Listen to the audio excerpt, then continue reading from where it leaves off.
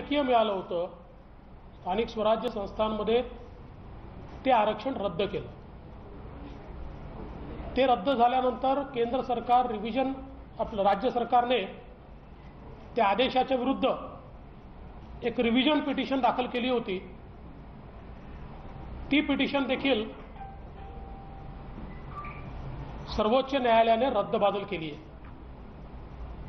त्यामुळे आत्ताच्या परिस्थितीमध्ये महाराष्ट्रामध्ये कुठलंही राजकीय आरक्षण ओबीसी करता शिल्लक राहिलेलं नाही.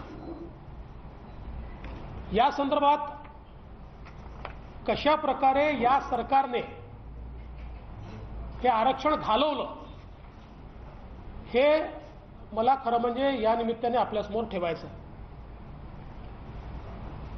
सर्वात पहिल्यांदा ही जी काही पिटिशन होती सर्वोच्च न्यायालयासमोर, ती ओबीसी आरक्षणामध्ये ज्या जिल्ह्यांमध्ये 50% वर आरक्षण चाललंय ते 50% आत आलं पाहिजे अशा प्रकारची ती पिटिशन होती.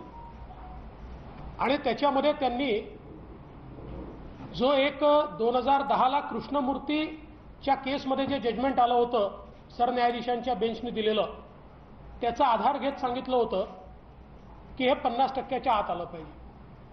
आमचं सरकार ज्यावेळेस होतं त्यावेळेस कोर्टामध्ये या संदर्भात बऱ्याच जोरदार तिथे आर्ग्युमेंट झाले आणि कोर्टाने सांगितलं की बाकी ठीक आहे, पण कृष्णमूर्ती जजमेंटप्रमाणे हे आरक्षण प्रत्येक जिल्ह्यात सरसकट 27% असू शकत नाही, तर हे आरक्षण प्रपोर्शनल असलं पाहिजे. आणि म्हणून तुम्ही हे प्रपोर्शनल केलं पाहिजे. त्यानुसार आमच्या लक्षात आलं की हे जर आरक्षण 50%च्या वरचं उडालं तर साधारणपणे जिल्हा परिषद पंचायत समितीच्या 130 जागा बाधित होतात. आणि म्हणून आम्ही महाधिवक्ता आणि सगळ्यांना घेऊन बसलो आणि कृष्णमूर्ती जजमेंटचा त्या ठिकाणी स्टडी केला आणि लक्षात आलं की आपण प्रपोर्शनल रिप्रेझेंटेशनचा ऑर्डिनन्स काढला आणि मग पुढे कोर्टाला वेळ मागितली तर या 120 पैकी 90 जागा ज्या 50%च्या वरच्या आहेत ते आपण वाचवू शकतो. आणि त्यानुसार आम्ही साधारणपणे हा ऑर्डिनन्स या ठिकाणी 31/7/2019ला ऑर्डिनन्स आम्ही त्या ठिकाणी काढला आणि त्यामुळे 90 जागा आम्ही वाचवल्या. कोर्टाला तो ऑर्डिनन्स सादर केला आणि कोर्टाला सांगितलं की आता हा ऑर्डिनन्स आम्ही काढलेला, या ऑर्डिनन्स प्रमाणे पुढची कारवाई करण्याकरता आम्हाला वेळ द्या. कोर्टाने त्यावेळेस निवडणुका 4 जिल्हा परिषदाच्या येणार होत्या, त्यांनी सांगितलं की आम्ही स्थगित करतोय 2 महिन्याकरता आणि पुढची कारवाई तुम्ही करा. आणि त्यामुळे ते आरक्षण त्यावेळी वाचलं. त्यानंतर हे नवीन सरकार आलं. आपल्याला कल्पना आहे की हे नवीन सरकार 28/11/2019ला आलं. त्यानंतर ही केस लागली आणि 13/12/2019ला माननीय सर्वोच्च न्यायालयाने असे निर्देश दिले की तुम्ही कॉन्स्टिट्यूशन बेंचने कृष्णमूर्तीच्या केसमध्ये जे सांगितलेलं आहे त्याप्रमाणे कारवाई करा आणि आम्हाला पुढच्या तारखेला कळवा. कधी सांगितलं? 13/12/2019. सरकारने 13/12/2019 पासनं 2/3/2021 पर्यंत म्हणजे 15 महिने केवळ तारखा मागितल्या. 15 महिने. आणि 15 महिन्यानंतर 2/3/2021 2 मार्च 2021ला एक ॲफिडेव्हिट सादर केलं. ज्या ॲफिडेव्हिटमध्ये त्यांनी सांगितलं की हो, काही जिल्ह्यांमध्ये आमचं आरक्षण 50%च्या वर चाललेलं आहे आणि आम्हाला पुढचा वेळ देण्यात यावा. आणि ज्यावेळेस अशा प्रकारचा वेळ मागितला, दुर्दैवाने आम्ही जो ऑर्डिनन्स काढला होता तो ऑर्डिनन्स हा त्याच्या पुढच्या म्हणजे नवीन सरकार आल्यानंतर पहिल्या अधिवेशनामध्ये तो कायद्यामध्ये परिवर्तित करायला पाहिजे होता. सरकारने तो ऑर्डिनन्स लॅप्स करून टाकला. आता परिणाम काय झाला की 15 महिन्यानंतर हे ॲफिडेव्हिट ज्यावेळेस सरकारने सादर केलं त्यावेळी कोर्ट चिडलं आणि कोर्टाने त्यांच्या जजमेंटमध्ये लिहून ठेवलेलं आहे की राज्य सरकार कोणतीही कारवाई न करता दुर्बल आणि बनावटी ग्राउंडवर या ठिकाणी तारीख मागते आहे. त्यामुळे आता आम्ही अशी तारीख देऊ शकत नाही. आणि लगेच 4 तारखेला सर्वोच्च न्यायालयाने एक निर्णय दिला आणि सर्वोच्च न्यायालयाने या निर्णयाप्रमाणे 50% वरचं नाही ते तर केलंच, पण 50%च्या खालचं देखील स्थगित केलं आणि सांगितलं की कॉन्स्टिट्यूशन बेंचने जी कारवाई सांगितली आहे ती कारवाई केली नाही, म्हणून आम्ही हे स्थगित करतोय. यानंतर मी स्वतः 5 तारखेला अधिवेशन सुरू होतं. 5 मार्चला अधिवेशनामध्ये सांगितलं की आपल्याला हे जर टिकवायचं असेल तर आपल्याला कॉन्स्टिट्यूशन बेंचने सांगितलेली कारवाई करावी लागेल. आणि ती कारवाई म्हणजे काय तर राज्य मागासवर्ग आयोग गठीत करावा लागेल, त्याला एम्पिरिकल डाटा कलेक्ट करायला सांगावा लागेल आणि त्याच्या आधारावर आपलं आरक्षण जस्टिफाय करावं लागेल, तरच आता हे यापुढे टिकू शकतं. लगेच सभागृहामध्ये ठरलं की माननीय मुख्यमंत्र्यांकडे बैठक होईल. माननीय मुख्यमंत्र्यांकडे बैठक झाली आणि त्या बैठकीमध्ये हे स्पष्टपणे मी मांडलं की आपल्याला आता याच्यामध्ये कृष्णमूर्ती जजमेंटप्रमाणे पुढची कारवाई करावी लागेल. एक तर आम्ही जो प्रपोर्शनलचा काढला होता तोचा कायदा करावा लागेल, पण आता नुसता कायदा करून होणार नाही, कारण हे जजमेंट आलंय. याच्यासोबत राज्य मागासवर्ग आयोग गठीत करावा लागेल, त्यांना एम्पिरिकल डाटा तयार करायला लावावा लागेल, त्याच्या आधारावर आपल्याला पुन्हा एकदा आरक्षणाचा कायदा किंवा त्या संदर्भातलं अमेंडमेंट करावं लागेल. मी ज्यावेळेस हे मांडलं त्यावेळेस राज्याचे महाअधिवक्ता त्या ठिकाणी होते, त्यांनी त्याला दुजोरा दिला. विधी सचिव होते, त्यांनी दुजोरा दिला. त्या ठिकाणी आमच्या काळातले जे ग्रामविकास सचिव होते ज्यांनी तो ऑर्डिनन्स काढला होता ते होते, त्यांनी त्याला दुजोरा दिला आणि तिथे ठरलं की याप्रमाणे आपण कारवाई करू. परंतु त्यानंतर जे निवेदन सरकारने केलं ते वेगळ्याच प्रकारचं केलं. त्यात कुठेही राज्य मागासवर्ग आयोग गठीत करणार वगैरे किंवा कधीपर्यंत करणार हे काहीच सरकारने सांगितलं नाही. आणि ते न करता सरकार रिव्हिजनमध्ये गेली आणि मार्चपासनं तर जूनपर्यंत हा सगळा वेळ सरकारने घालवला. राज्य मागासवर्ग आयोग तयार केला नाही. या दरम्यान 5 पत्र मी सरकारला पाठवले की आपल्याला कृष्णमूर्तीच्या जजमेंटप्रमाणे केल्याशिवाय ओबीसीचं आरक्षण आपण वाचवू शकत नाही. पण एकाही पत्रावर कुठलीही कारवाई झाली नाही आणि फायनली ते जजमेंट आलं. आता आपण पुन्हा शून्यावर आलो. आत्तापर्यंत जर आपण राज्य मागासवर्ग आयोग तयार केला असता तर एम्पिरिकल डाटा जमा करण्याचं काम सुरू होऊ शकलं असतं आणि आपल्याला कदाचित पुढच्या 1-2 महिन्यामध्ये हे आरक्षण पुनर्स्थापित करता आलं असतं. परंतु दुर्दैवाने आमचे मंत्री या 15 महिन्याच्या काळामध्ये मोर्चे काढण्यामध्ये मग्न होते. एकीकडे ओबीसी आरक्षणाचा मुर्दा पडत होता आणि मंत्री मोर्चे काढत होते. अशा प्रकारची अवस्था आपल्याला पाहायला मिळाली. त्यांनी मोर्चे काढण्याच्या ऐवजी जर या केसेसमध्ये लक्ष घातलं असतं आणि त्या ठिकाणी अपेक्षा काय होती कोर्टाची, एवढीच अपेक्षा होती 13/12/2019च्या निर्णयाप्रमाणे केवळ राज्य मागासवर्ग आयोग आपण गठीत करून कोर्टाला सांगितलं असतं की आपण जे सांगितलंय स्ट्रिक्टली अकॉर्डिंग टू जे कृष्णमूर्ती त्या प्रकारे आम्ही आता के कृष्णमूर्ती त्या प्रकारे आम्ही कारवाई सुरू केली आहे, तरीही कोर्टाने हा आदेश दिला नसता. 8 वेळा आपण तारखा याच्यामध्ये घेतलेल्या आहेत. आता याच्यात एक अजून गोष्ट मला सांगायची आहे.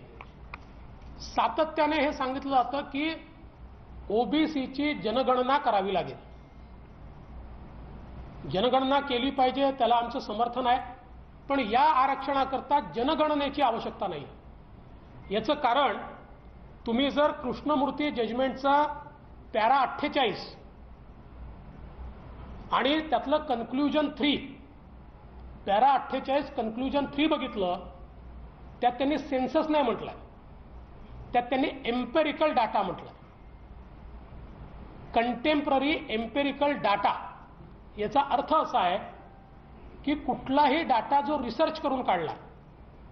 एक उदाहरण द्यायचं झालं तर मराठा आरक्षणाच्या वेळी आपण सेन्सस नाही केलेला, आपण एम्पेरिकल डाटा राज्य मागासवर्ग आयोगाकडनं तयार केला आणि मराठा आरक्षणाचं जजमेंट जर तुम्ही बघितलं तर त्या जजमेंटमध्ये स्पष्टपणे त्यांनी म्हटलं आहे की आम्ही हा जो डेटा आमच्यासमोर सादर झाला आहे हा क्वेश्चन करत नाही सर्वोच्च न्यायालयाने. त्याच्या निष्कर्षावर त्यांनी सांगितलं आहे, पण डेटा त्यांनी कुठेही क्वेश्चन केला नाही, कारण एम्पेरिकल डाटा करावा लागतो, जसा आपण मराठा आरक्षणाच्या वेळेस केला. त्यामुळे हे जे सांगितलं जात आहे की आता ओबीसीची जनगणना केल्याशिवाय आरक्षण मिळत नाही, हेही खोटं बोललं जात आहे, चुकीचं सांगितलं जात आहे. आणि हे त्या दिवशी देखील मी स्वतः मुख्यमंत्र्यांच्या बैठकीत सांगितलं की एम्पेरिकल डाटा तयार करायचा आहे. जनगणना मोठी आहे, ती इतर कारणाकरता करू, पण याच्याकरता एम्पेरिकल डाटा आहे. आणि त्याही वेळेस राज्याचे महाअधिवक्ता साहेबांनी म्हटलं होतं हे बरोबर आहे, एम्पेरिकल डाटा तयार करायचा आहे, जनगणनेची पूर्ण आवश्यकता नाही आहे. आणि म्हणून एकूणच जर आपण बघितलं तर या सगळ्या ओबीसीच्या आरक्षणाच्या याच्यामध्ये मी खरं म्हणजे मला याच्यात राजकारण करायचं नव्हतं, पण काही लोक काही झालं की मागच्या सरकारवर टाकतात. तेव्हा आमच्या सरकारच्या काळामध्ये ऑर्डिनन्स काढून कोर्टाने तो ऍक्सेप्ट केला आणि या सरकारला 13/12/2019 जो आदेश दिला तो 15 महिने न पाळल्यामुळे या सरकारने, आणि करायचं काय होतं, फक्त राज्य मागासवर्ग आयोग गठीत करून एम्पेरिकल डाटा आम्ही कोलेक्ट करतोय किंवा कलेक्ट करतोय एवढं जरी सांगितलं असतं तरी कोर्टाने आदेश दिला नसता. तर मला जाणीवपूर्वक याच्यामध्ये या आदेशातले काही पार्ट वाचून दाखवायचे, ज्याच्यामध्ये आपण बघा 13/12/2019 माननीय सर्वोच्च न्यायालयाने काय म्हटलंय. त्यांनी असं म्हटलंय, if no justification can be offered the state government shall take corrective measures to ensure that the dictum of the Constitution Bench of Supreme Court is complied with in its letter and spirit before next date of hearing and report compliance in that regard. म्हणजे काय म्हटलं तर कृष्णमूर्तीच्या जजमेंटमध्ये जी process सांगितली आहे ती पूर्ण करून आम्हाला पुढच्या डेटला सांगा. म्हणजे ते काय कोर्टाला समजत नाही का की लगेच ही काही होऊ शकत नाही. त्याचा अर्थच एवढा आहे की कृष्णमूर्तींच्या जजमेंटमध्ये जो मी पॅरेग्राफ सांगितला 48 त्याच्या कन्क्लुजन 3 मध्ये सांगितल्याप्रमाणे एम्पेरिकल डाटा तयार करण्याकरता राज्य मागासवर्ग आयोगाचं गठन करणं एवढंच अपेक्षित या ठिकाणी आहे. पण हे आपण 15 महिने केलं नाही. आणि आपण जो काही 4-2 मी 2 म्हणालो ते 4-2 ॲफिडेव्हिट सादर केला आहे आणि निर्णय 4-3चा आहे. त्याचे ॲफिडेव्हिट आपण सादर केला आहे, त्याच्यामध्ये आपण plainly considered that reservation exceeds 50%, म्हणजे आपण मान्य करून टाकलं की अहो आमचं आहे 50% वर, पण कुठलंही जस्टिफिकेशन खालचं वरचं काहीच दिलं नाही. आणि त्यानंतर 15 महिन्यानंतर सुप्रीम कोर्टाला यांनी ज्यावेळेस तारीख मागितली त्या सुप्रीम कोर्ट काय म्हणताय, we therefore fail to understand as to why the state government wants further hearing of the matter on such flimsy and specious ground. To observe sobriety, we say no more. इतकं स्पष्टपणे आणि हे करून सर्वोच्च न्यायालयाने या ठिकाणी हे आरक्षण स्थगित केलेलं आहे. आता आमची मागणी एवढीच आहे, अजूनही वेळ गेलेली नाहीये. किमान 50% आतलं जे आहे हे आरक्षण तर आपण तात्काळ रिस्टोर करू शकतो.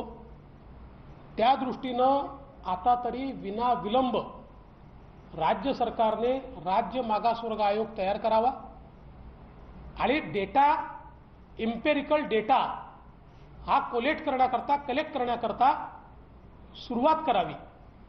आमच्या काळामध्ये आम्ही कोर्टाला हेही सांगितलं होतं की जो SCCचा सर्वे आहे तो सर्वे आमच्याकडे आहे, पण तो बायफर्केटेड नाही आहे. म्हणजे राज्यांना तो सर्वे देताना तो बायफर्केट करून दिला नाही आणि तो जुन्याच केंद्रातल्या सरकारचा 2011 सालचा निर्णय आहे, पण त्याच्यावर आधारितही एम्पिरिकल डाटा तयार होऊ शकतो. त्याचं बायफर्केशन केलं तरी एम्पिरिकल डाटा तयार होतो. आपण ते 3, 4, 5, 4 महिन्यात, 3 महिन्यात, 2 महिन्यात, जास्त स्टाफ लागला तर 2 महिन्यात आपण त्याचं बायफर्केशन करू शकतो. किंवा एम्पिरिकल डाटा तयार करण्याकरता आपण जर चांगल्या काही संस्था नेमल्या तर प्रत्येक जिल्ह्यातल्या शाळांमध्ये विद्यार्थी किती, त्यातले OBC किती, वेगवेगळ्या पद्धतीने हा सायंटिफिक डाटा तयार करायचा, ही जनगणना करायची नाहीये. त्यामुळे हे जर राज्य सरकारने केलं तर मला असं वाटतं आत्ता फॉर्च्युनेटली सगळ्या निवडणुका पुढे गेल्या आहेत. नजीकच्या भविष्यामध्ये कोरोनामुळे निवडणुका होतील असं वाटत नाहीये. त्यामुळे ह्या मधल्या काळात ही कारवाई जर राज्य सरकारने केली तर किमान 50% आतलं OBCचं आरक्षण हे बहाल करता येईल. 50% वर ज्या जिल्ह्यांमध्ये गेलाय ते उर्वरित, म्हणजे याच्यामध्ये विशेष प्रॉब्लेम जो येईल तो नंदुरबारला येईल, त्याच्यानंतर पालघरला येईल आणि यवतमाळला काही प्रमाणात येईल, पूर्ण नाही येणार, पण या 2 ठिकाणी तर, आणि सगळ्यात जास्त नंदुरबारला येईल. त्याच्या संदर्भात वेगळा विचार करून त्यातनं OBCला न्याय कसा द्यायचा हा तिथे मार्ग काढला जाऊ शकतो. पण किमान इतरत्र मात्र सगळीकडे OBC आरक्षण हे पुनर्स्थापित होईल. हे तात्काळ सरकारने केलं पाहिजे अशी आमची मागणी आहे. तुम्ही जो ऑर्डिनन्स काढला होता ज्यावेळेस सरकारने त्याचं तत्त्व पालन केलं असतं तर 90 जागा अर्थातच त्यापैकी आणि वरचे आरक्षण थांबवण्यासाठी काय मदत झाली असते का सरकारने? हे वरच्याच आरक्षणाकरता होतं. ते जर त्यावेळी खालचं आरक्षण तर वाचलंच होतं. वरच्या आरक्षणाचे जे 130 जागा चालल्या होत्या त्यातल्या 90 जागा वाचल्या असत्या.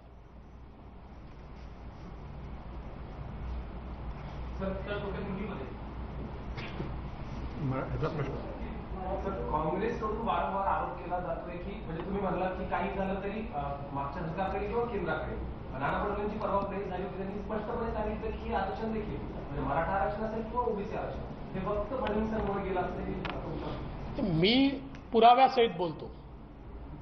मी सर्वोच्च न्यायालयाचे जजमेंट्स आपल्याला वाचून दाखवले तारखेवार, आणि त्यात हे स्पष्टपणे दिसत आहे की आम्ही वाचवलं यांच्या काळात गेलं. अरे तुमचं सरकार येऊन 15 महिने झाले, आता 18 महिने झाले ना, 15 16 महिन्यानंतर, आणि तुमच्या हा आदेश आमच्या सरकारला दिला नव्हता. 13-12चा आदेश हा तुमच्या सरकारला दिला होता आणि त्यानंतर 15 महिने तुम्ही काहीच केलं नाही, म्हणून सर्वोच्च न्यायालयाने तो निर्णय दिला. असं आहे की खोटं बोलायचं म्हणजे या सरकारमधले काही नेते आणि मंत्री, जगामध्ये खोटं बोलण्याची कॉम्पिटिशन झाली तर पहिले 10 तर तेच येते. म्हणजे मराठा आरक्षणावर तेच, OBC आरक्षणावरही तेच. आपला नाकर्तेपणा लपवण्याचं हे काम यांचं चाललेलं आहे. आणि म्हणूनच मी आज तेवढ्याच करता म्हणजे हे मोर्चे काढत होते त्यावेळी, आणि त्याच वेळी म्हणजे हे अध्यक्ष होते ना, का लॅप्स दिला ऑर्डिनन्स? का त्यावेळी एम्पिरिकल डाटा तयार करण्याकरता 15 महिने होते ना तुमच्याजवळ? का राज्य मागासवर्ग आयोग गठीत नाही केला? फक्त रोज उठायचं. आता परवा मी बघितलं, परवा वडेट्टीवारजी असं म्हणाले की आता मागासवर्ग आयोग तयार करावा लागेल, त्याशिवाय मिळू शकत नाही. अरे 15 महिन्यापासून हेच मी सांगतोय. 5 पत्र तुम्हाला याकरताच दिले मी की हे करावं लागेल. आता ज्यावेळेस तुम्ही जागे होताय, आताही नाही केला, अजूनही केला नाही, आता तरी करा.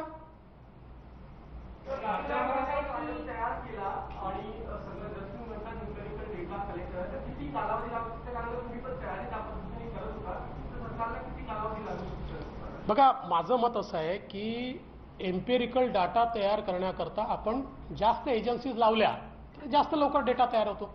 कारण हा सॅम्पल सर्वे असतो, सॅम्पल साईज मोठा असतो आणि त्याच्यामध्ये कोर्टाचं म्हणणं काय असतं किंवा एम्पेरिकल डाटाच्या संदर्भात की तो सायंटिफिक असला पाहिजे. म्हणजे पद्धती जी आहे कलेक्शनची ती सायंटिफिक असली पाहिजे. जसं आपण मराठा आरक्षणाच्या वेळेस 5 एजन्सीज लावल्या होत्या. टाटा इन्स्टिट्यूटपासनं तर अगदी आपली पुण्याची कुठली त्या सगळ्या जे काही इन्स्टिट्यूट आहेत या सगळ्या लावल्या होत्या. त्यांनी डेटा तयार केला आणि तो डेटा सर्वोच्च न्यायालयाने मान्य केला आपला. त्यामुळे हे करणं कठीण नाही आहे आणि आता वेळ आहे ना आपल्याकडे. आता मला वाटत नाही की यावर्षी तरी कुठल्या निवडणुका होतील, कारण आता मी बघितलं राज्य सरकारने निवडणूक आयोगाला ऑलरेडी पत्र पाठवलेलं आहे. त्यामुळे आपल्याजवळ भरपूर वेळ आहे. पुढच्या कुठल्याही निवडणुकीच्या आधी आपण हे केलं तर किमान 50% आतलं रिझर्वेशन तरी आपण वाचवू शकतो. नाही, चांगलं आहे. माझं म्हणणं काय आहे की महिन्याभरात करा. आम्हाला तर आनंद आहे, पण हे जर शहाणपण हे आधी सुचलं असतं किंवा 4 मार्चला निर्णय आल्यानंतर या मधल्या काळात ते सुचलं असतं तर महिना नाही तुम्हाला 3 महिने होते, होऊन गेलं असतं ना. नाही केलं तुम्ही. करा, महिन्याभरात करा. आणि आम्ही सांगतो आमची मदत पाहिजे. म्हणजे ते फार मोठे लोक आहेत आणि फार हुशार लोक आहेत, त्यामुळे आमच्यासारख्या लोकांची त्यांना म्हणजे ज्यांना काही फार समजत नाही याची मदत आवश्यकता नाही, पण तरी त्यांना लागली तर आम्ही द्यायला तयार. नाही, आता हा विषय घ्या पहिले, त्याच्यावर बोलतो. नाही नाही, आता पहिले हा विषय संपला असेल तर मग दुसरा विषय. हां,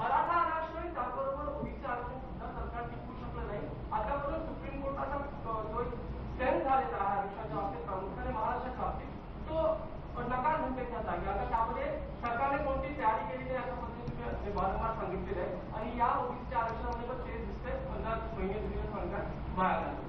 तर पुढची अडचण वाढणार आहे का मराठा आरक्षण? नाही, माझं मत असं आहे की कायदा समजून घेतला पाहिजे. आमच्या काळामध्ये आम्ही कायदा समजून घेऊन त्याप्रमाणे कारवाई करायचो. भाषणं देऊन नाही होत, मोर्चे काढून नाही होत. ते महत्त्वाचे असतात. लोकशाहीमध्ये मोर्चांचं आपलं महत्त्व आहे, पण त्याच वेळी जर कायदा समजून त्याच्यावर कारवाई केली नाही तर अशी वेळ येते. अनेक निर्णय आहेत, पदोन्नतीचं आरक्षण असेल, ओबीसी असेल, मराठा असेल. मुख्यमंत्री तुमचे मित्र आहेत. अनेक गोष्टी झाल्यानंतर त्यांना धक्का बसतो का? कारण बऱ्याचदा असं वाटतं की मुख्यमंत्र्यांना याबद्दल काही माहिती कळू दिली जात नाही. असं आहे की या सगळ्या संदर्भात त्या खात्याचे जे मंत्री आहेत, सरकारमधले जे अधिकारी आहेत, यांनी वेळोवेळी मुख्यमंत्र्यांच्या निदर्शनास ते आणून दिलं पाहिजे आणि त्याच्यावर मुख्यमंत्र्यांनी निर्णय घेतले पाहिजे. आता हे मुख्यमंत्र्यांच्या निदर्शनास त्यांनी आणून दिलं की नाही दिलं ह्याची मला कल्पना नाही. रिव्ह्यू पिटिशनचा काय उपयोग होईल की नाही? याच्यात तर आता रिव्ह्यू पिटिशन नाही आहे ना. याच्यातली रिव्ह्यू पिटिशनही खारिज झाली आहे. ओबीसी मधली रिव्ह्यू पिटिशनही खारिज झाली आहे. त्यामुळे आता रिव्ह्यू पिटिशनचा दरवाजा ओबीसीत ओपन नाही. आता राज्य मागासवर्ग आयोग तयार करणे, डेटा कलेक्ट करणे आणि पुन्हा नव्याने ते बहाल करणे, आणि ते शक्य आहे. त्याच्यामध्ये कोर्टानेच सांगितलं ते शक्य आहे. संभाजीराजेंनी जी मराठा आरक्षणासंदर्भात वेगवेगळ्या पक्षांशी नेत्यांशी भेट घेतली, त्याच्याशी भारतीय जनता पार्टी त्यांच्या भूमिकेशी सहमत आहे. संभाजी महाराजांनी वेगवेगळ्या नेत्यांची भेट घेणं यात काहीच गैर नाही आहे. मला देखील ते भेटले होते आणि त्यांची भूमिका अशी आहे की या प्रश्नावर सगळ्या पक्षांनी एकत्रित आलं पाहिजे आणि आमची त्याला तयारी आहे. मी त्यांना सांगितलं की आपण सांगा कोणाच्याही बैठकीला मी जायला तयार आहे. या संदर्भात आमच्यात राजकीय भूमिका नाही. आम्ही सगळे एकत्रितपणे बसायला तयार आहोत. फक्त मी त्यांना एक सूचना केली की समोरच्यांनाही सांगा की राजकारण करू नका. हाँ, देखिए महाराष्ट्र में जो ओबीसी को स्थानीय निकाय चुनाव में आरक्षण मिला था, इस सरकार के कारण वो आरक्षण अभी रद्द हो गया है, कैंसिल हो गया है, निरस्त हो गया है. मूल रूप से इस सरकार के आने के बाद 13/12/2019 13 दिसंबर 2019 को सुप्रीम कोर्ट ने सरकार को कहा था कि 2010 का के कृष्णमूर्ति का जो कॉन्स्टिट्यूशन बेंच का जजमेंट है, उस जजमेंट को लेटर एंड स्पिरिट में आप इंप्लीमेंट कीजिए और हमको उसका कंप्लायंस रिपोर्ट दीजिए. 15 महीनों तक राज्य की सरकार ने उसके ऊपर कोई कार्रवाई नहीं की और फिर मात्र एक रिपोर्ट राज्य की सरकार ने दाखिल किया जिसमें उन्होंने कहा, एक एफिडेविट, कि हाँ हम मानते हैं कि कुछ जिलों में 50% से ज़्यादा ये आरक्षण चला गया और उसके चलते सुप्रीम कोर्ट ने उसको निरस्त किया और कहा के कृष्णमूर्ति के जजमेंट के अनुसार कार्रवाई करने को कहा था, आपने नहीं किए। उसके बाद मैं बारंबार सरकार को यह कह रहा था कि हमको बैकवर्ड क्लास कमीशन तैयार करना चाहिए, एम्पिरिकल डाटा तैयार करना चाहिए और इसको जस्टिफाई करना चाहिए, तो सुप्रीम कोर्ट के मैंडेट में हम बैठेंगे। सरकार ने नहीं किया, सरकार रिव्यू पिटीशन में गई, रिव्यू पिटीशन भी सरकार की खारिज हो गई है। और अब हमारी मांग यह है, इस सरकार के कारण ओबीसी का आरक्षण गया है, अब इस सरकार ने तुरंत मागास वर्ग आयोग गठित करना चाहिए और तुरंत इस सरकार ने इसकी कार्रवाई पूरी करके हमारे ओबीसी को आरक्षण बहाल करना चाहिए। चला, धन्यवाद. ये आहे बाबा. तर आपण बघतोय विरोधी पक्षनेते देवेंद्र फडणवीस यांनी आरक्षणाच्या दृष्टिकोनातनं लेकिन मंत्री का कहना है कि केवल राजनीतिक तौर पर मुझे बदनाम करने के लिए इस तरह के आरोप लगाए जा रहे हैं। देखिए, ये जो सारे आरोप लगे हैं ये उन्हीं के खाते के लोगों ने लगाए हुए हैं और अब इसके ऊपर पुलिस जांच कर रही है। हम इस पर नजर रखे हैं, क्या पुलिस निष्पक्ष जांच करेगी, इस पर हमारी नजर है। हम पुलिस की जांच पर नजर रखते हुए उचित समय पर इसमें इंटरवीन करेंगे और अगर जहां ध्यान में आता है कि पुलिस उनको दबा रही है, इस केस को दबा रही है, तो ऐसे समय निश्चित रूप से हम अपनी प्रतिक्रिया देंगे। लास्ट